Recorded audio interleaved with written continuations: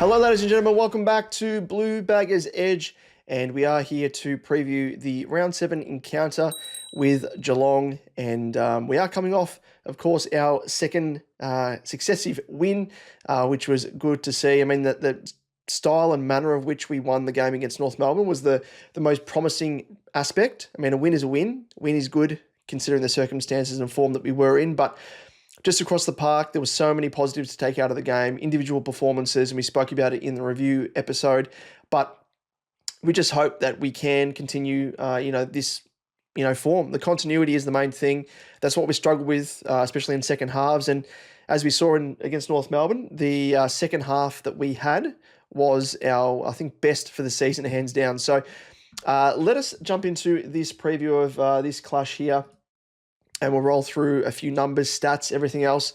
Last time we played them, we will get into the teams in a moment, but last time we played them, we actually were 63 points victorious, believe it or not. 138, 21-12 to Geelong, 11-9, 75. And that was back in round 15, believe it or not, before we sort of, had a few injuries hit and crashed and burned.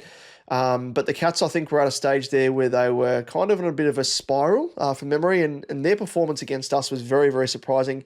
We played very, very well, but that was very, very fleeting, as we soon learned.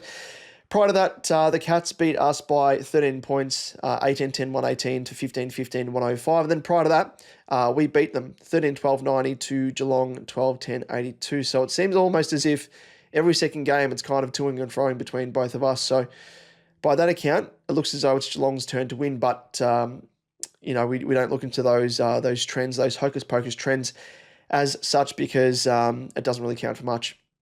In terms of numbers, we'll get through that in terms of where Geelong concede goals, everything else.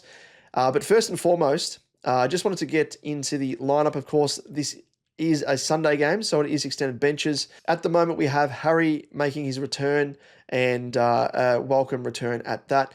Likewise, Lockie Cowan, who has returned from his hamstring injury, I think it was hamstring, well ahead of schedule. So that's going to be interesting to see if he does make the team and who makes way for him, because hopefully it isn't our man Matt Carroll, because he has really impressed us in his first couple of games. And then Sam Docherty as well. I don't know how he performed in the VFL, but it's kind of, if anything, the past couple of weeks, especially last week against North, it kind of proved to us that maybe we're at a stage, sadly, where Docherty perhaps isn't a required player in the best 23. If he does come in, I expect him to be a sub potentially, which has happened before. But with Geelong, they have named Ocean Mullen, Oliver Wiltshire, potentially for his debut, Mitch Duncan and Jai Clark. And out at this stage is Brian Myers. Let's have a quick look at the lineups, if we can give a quick squeeze in terms of the way the players have been named. We can't really read too much into it. I mean, obviously, Adam Cherry has been named off half-back on the flank. That's not going to happen. But on the bench, we have the likes of Matt Carroll, Blake Acres, Will White, Elijah Hollands, Cooper Lord, Lewis Young, Lockie Cowan, and Sam Docherty. Obviously, someone's going to have to come out for H. And unfortunately, it looks as though it may have to be Lewis Young. Having said that, though, I mean, Youngie, he only kicked a goal against North, but the way that he played, the manner in which he displayed smarts, his, second, third efforts, there was a bit of play on the wing where he knocked the ball on to the advantage, and really we got a goal off the back of that. So I hope that he does stick around on the team and gets reward for effort, but it looks as though he may have to make way. So that's probably like for like, and what's what happened last time when H came back into the team. Lockie Cowan, as I said, Matt Carroll's probably like for like again, but Carroll, I think, has shown a fair bit, and actually, I reckon complements Cowan in a sense, because Carroll's attacking or offensive game is actually really good and probably more of a strength compared to Lockie Cowan's offensive game. But I think Cowan is a better defender compared to Matt Carroll. So I think they both can coexist in the same team, but we'll wait and see if that does occur. If Matt Carroll sticks around on the team, maybe it's Cooper Lord. Unfortunately, I'd love to see him continue at top level, because I think he is made for it. But I just think, again, like 5 small forwards. We've got Fogarty, we've got Motlop, we've got Durden, we've got Zach Williams, and we've got Will White. I think that's almost like two small forwards too many. I know they all perform well to their credit against North Melbourne, but we can't be rolling with that setup every single week. If someone's going to have to make way, I think it probably should be Lockie Fogarty. Durden's really showing that pressure game as a small forward that Fogarty has kind of been brought into the team to have. And Jesse Motlop, to his credit as well, I've been a big critiquer of that side of his game, which has kind of been lacking. But, he showed on the weekend against North Melbourne that he can have that side of his game elevated as a pressure forward, not just a, small forward. And I think that, off the back of those, especially that Fogarty is probably expendable, but he is named on field, if that counts for anything. I would probably drop Fogarty, Lewis Young, and if Cowan comes in. And Doherty, I don't know if he comes back into the team. So those are probably the two changes I would make personally in H and Cowan, and, leave everything else as is. You could probably make a case for Ollie Hollands as well, potentially having a bit of a rest. Didn't have the best game against North Melbourne, but I think Voss and co like the run and spread that he does provide. In terms of key matchups, it's, I think in the ruck, TDK, he had his way last time against the Cats, but he was rucking against his brother, who isn't the best ruckman, must be said. This time we have Stanley and Blitzars with a bit of a 1-2 punch against TDK, but, TDK is in some really ripping form, and as we saw against North Melbourne, that he has that up his sleeve where he can outbody his ruck opponent and grab the ball out of the ruck and snap truly. So, yeah, that's an area of the ground that I think that we can have a bit of a stranglehold on. Likewise as well through the middle, really like what I saw, especially considering that Cripps didn't have much of an impact on the game against North Melbourne. It was left to the likes of, especially Georgie Boy Hewitt was best on ground, Sammy Walsh, other guys that were running through there as well. Akers, Cooper Lord had a bit of a cameo. Chera has looked incredible. And yeah, I think that's probably an area of the ground as well that we can get on top of the Cats in. Now, it must be said as well, the Cats forward line and Patrick Dangerfield has been a bit of a pest in 2025. To his credit, even though he gets another year older, he is still as lethal as ever, playing more prominently as not a small forward, a mid-sized to tall forward. And yeah, I guess if we can shut him down, that's going to go some way to dictating the result of this game in our favour. So, yeah, that's going to be interesting. I mean, I really rate Shannon Neal as well. He's kind of been the replacement for Tom Hawkins. And then the small forwards of Stengel, Manor, and Close, they can be very lethal as well, especially Manor, who I really, really rate. I think Bailey Smith, his disposal does let him down, so you could probably let him run free. I wouldn't put too much time and effort into trying to shut him down. Max Holmes is the player that I would be trying to nullify if you're going to have a run with. Don't know if we will, but, just going through the guys individually that played really well against North Melbourne and potentially the past couple of weeks against West Coast and North Melbourne. Corey Durden is definitely one of those. His pressure ratings are off the chart. His ability to tackle as well and provide pressure, stoppages, and forcing turnovers and free kicks has been a really big feature in his game across the past couple of weeks. Love to see that continue, as well as just playing that pure small forward role that he does to a T. I think Motlop struggles in that area, tries to fly for marks and everything else and just doesn't pay off. We don't need to do that now. We've got H, we've got Charlie.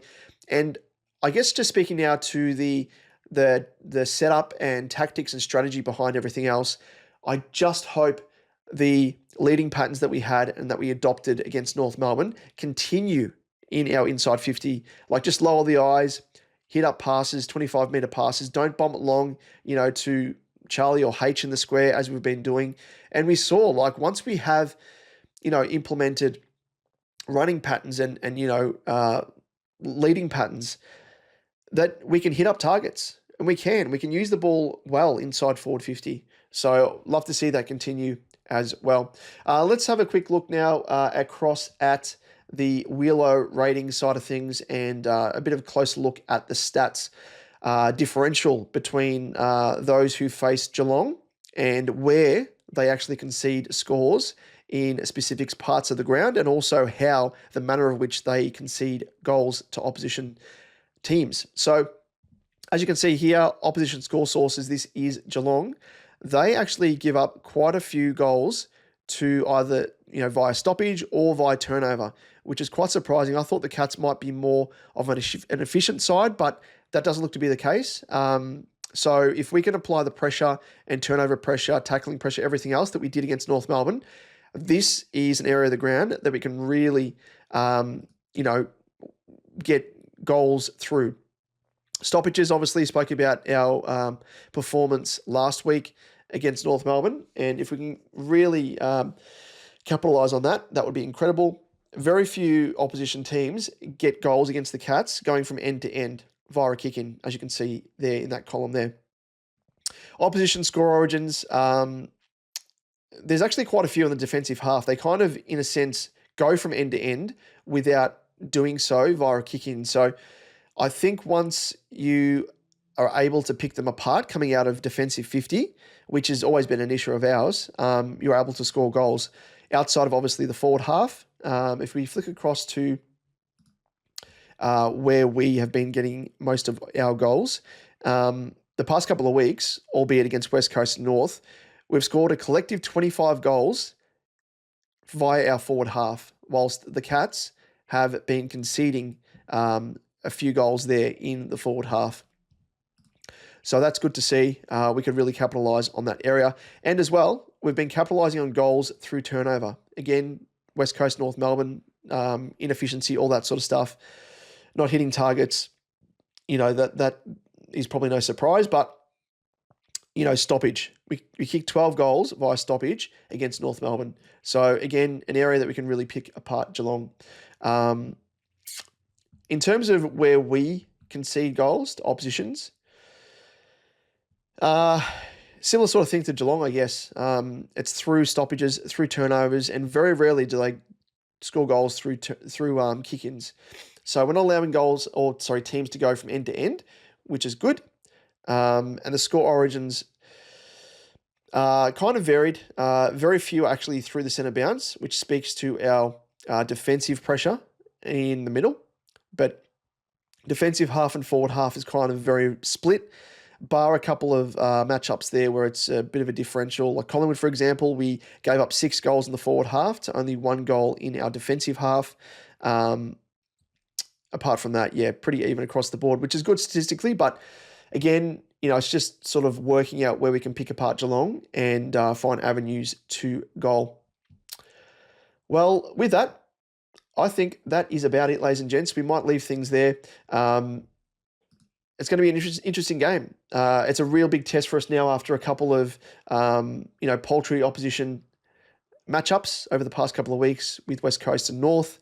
And it's allowed us, I think, to really get into a groove, which is good to see, and fix deficiencies, as I said last week, with our inside 50 hitting up targets. We were better with our tackling pressure, which was even lacking against West Coast. I spoke about that then.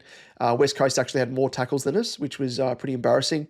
But we really, really got on top of that side of that game in last week's game against North Melbourne. So there are positives to come out of it. Now we need to see, we've seen the execution, but we need to see consistency. And we've finally reversed the trend of, knock on wood, that it continues, the trend in second halves where we just go to water. So those are things that we need to continue across the park from here on out. The first hurdle is Geelong at the MCG. So a bit of a home ground advantage in a sense there, because we kind of play the Cats as well in our usual encounters against the Cats. Although I think last year we played at the MCG, or might have, it was the MCG. But should draw a large crowd as well. Should be a good game, and I am very much looking forward to it. So let us know what your thoughts are. What are your expectations heading into this game? What are you looking for? Let us know your thoughts down below. Always keen to hear your thoughts and feelings. And until next time, we'll be back with the review, hopefully, of a win against the Cats. We'll see you in that one, and go Baggers.